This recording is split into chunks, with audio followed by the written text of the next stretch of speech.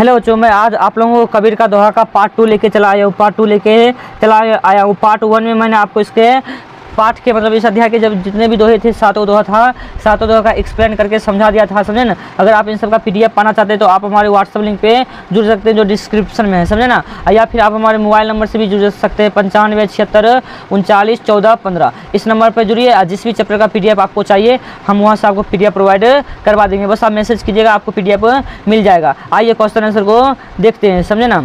चलिए, कहते हैं कि पठित पाठ के आधार पर निम्नलिखित कथनों पर सही अथवा गलत का निशान लगाइए। कहता है प्रेम की भाषा बोलने वाला ही पंडित होता है। देखिए, किताबी कीना ग्रंथ पढ़ने से पंडित कोई नहीं आता, उसे प्रेम का भाषा आना चाहिए। तो ये क्या है? सत्य है। कहता निंदा करने वाले को दूर रखना चाहिए। नहीं, इस पाठ के आधार पर निंदक नियरे राखिए, मतलब कि निंदा करने वाले व्यक्ति को निकट रखिए, समझे ना। फिर कहता कि कोई बात सोच समझ कर बोलनी चाहिए, तो सही बात है, ये तो गलत बात है। निंदक को कहता कि दूर रखने के लिए, दूर थोड़ी रखा जाता है, उसको कहाँ रखा जाएगा?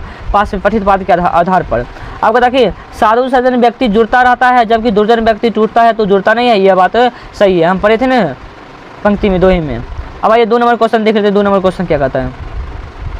कहता पठित पाठ के आधार पर कौन सा दोहा आपको सबसे अच्छा लगा और क्यों? कि कबीर के दोहे पाठ के आधार पर हमें सबसे अच्छा लगा कि काल करे सो आज करे, आज करे सो अब, पल में परले होएगी, बोरी करेगा कब। आपको कोई और पंक्ति लग सकता है तो आपको जो अच्छा लगे वो लिख दीजिएगा, समझे ना। 7 पंक्ति है, जो उसमें से अच्छा लगा आपको वो लिखिएगा।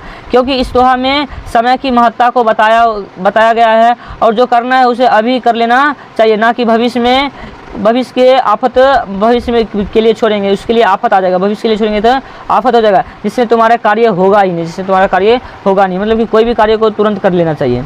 अब कबीर के उस दोहे का उल्लेख कीजिए जिसमें सज्जन साधुजन और सोने की तुलना एक संदर्भ में भी की गई, मतलब एक साथ की गई है। आइए उन पंक्ति को भी कर लेते हैं। कहिएगा, निम्नलिखित दोहे में कबीर ने सज्जन और साधुजन की तुलना सोने की किया, मतलब साधुजन मरसूकार होगा। जैसे सोना सज्जन साधुजन टूटे सूर्य जो बार, मतलब कि सोना सज्जन साधुजन और टूटे जुड़े 100 बार। अब पाठ से आगे देखिए, कहता कबीर के दोहे जीवन उपयोगी एवं व्यवहारिक शिक्षाओं से भरे पड़े हैं। पाठ के आधार पर इस कथन को स्पष्ट कीजिए। तो आप इस कथन को कैसे स्पष्ट कीजिएगा, आइए इसका आंसर आपको हम बताते हैं।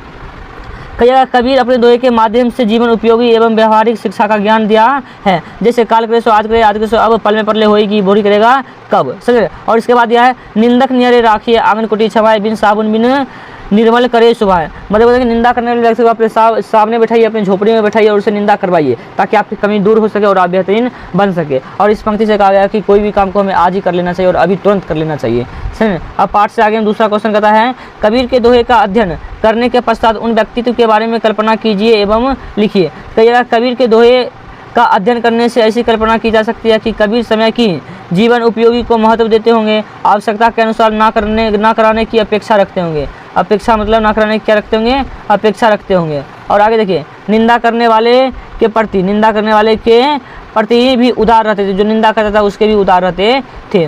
जाति नहीं ज्ञान का महत्व देते थे, मतलब जाति का बोलवाला नहीं था, ज्ञान का बोलवाला था, समझे। और दुष्टों से अलग रहने की प्रवृत्ति उनमें थी। वे प्रेम की भाषा बोलते थे, उनको किसी में बुराई नहीं दिखती थी बल्कि स्वयं को अधिक बुरा मानते थे, इत्यादि। कबीर साहब ऐसे थे ना, उसे किसी के अंदर बुरा नहीं दिखते थे बल्कि अपने अंदर ही सबसे ज़्यादा बुरा दिखाते थे। मतलब कहता था कि मैं ही सबसे बुरा हूँ, कहता ना, बुरा जो देखन मैं चला, मुझसे बुरा ना मिली है कोई, जो दिल खोजा आपने हमसे बुरा ना कोई। वही बात इसमें भी है।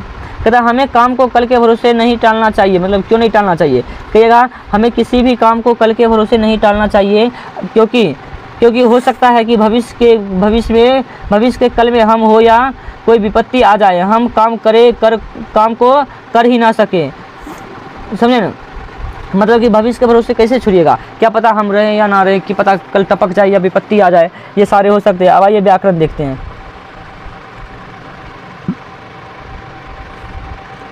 कहते निम्नलिखित शब्दों के पर्यायवाची शब्द लिखिए। जैसे परलय मतलब होता है कि कभी परलय, भूचाल, नियरे मतलब समीप, निकट, बहुरी मतलब दोबारा, बहुरी मतलब क्या होता है? दोबारा। आखर मतलब अक्षर वर्ण, आखर मतलब अक्षर वर्ण होता है। कहते कुछ ऐसे शब्दों का संग्रह कीजिए जिसमें जन लगा हो, और जैसे दुर्जन, जनतंत्र, ऐसे मतलब बहुत सारे शब्द बनाना है जिसमें जन लगा हो। तो आप देखिए क्या क्या बना सकते हैं। जैसे सज्जन, देखिए सज्जन में जन लगा है, साधु जन्म लगा है, सुजन्म लगा है, जनता में लगा है, जनलोक में लगा है, जनसेवा में लगा है, जनोपयोगी में लगा है, जनमन में लगा है, जलमग्न में लगा है, जलमग्न में, जनाधिकार में लगा है, इत्यादि। ऐसे आप और बना सकते हैं, समझे ना। कहता दोहे की दी हुई पंक्तियों के नीचे दिए हुए उदाहरण के अनुसार बदल कर लिखिए। उदाहरण, जाति ना पूछो साधु की जाति ना पूछो, समझे ना। मतलब कि साधु की जाति नहीं पूछो। समझे। उसी तरह मोल करो तलवार का, मोल करो तलवार का, आपको तलवार का मोल करो। बुरा जो देखन मैं चला, तो मैं जो बुरा देखन चला, इसका यही हो जाएगा, समझे ना। अब आइए आगे देखते हैं। आगे आपका यह चैप्टर ख़त्म हो चुका है। अगर आपको यह वीडियो अच्छा लगा है तो आप हमारे चैनल को सब्सक्राइब कर ले। क्या कर ले बाबू रे, सब्सक्राइब कर ले, ताकि आने वाले भविष्य में हर एक नोटिफिकेशन आपको मिलता रहे। हम आपकी जानकारी के लिए बता दें, यहाँ 6 से लेके 12 तक की क्लास चल रही है, समझे ना। वीडियो देखने के लिए धन्यवाद।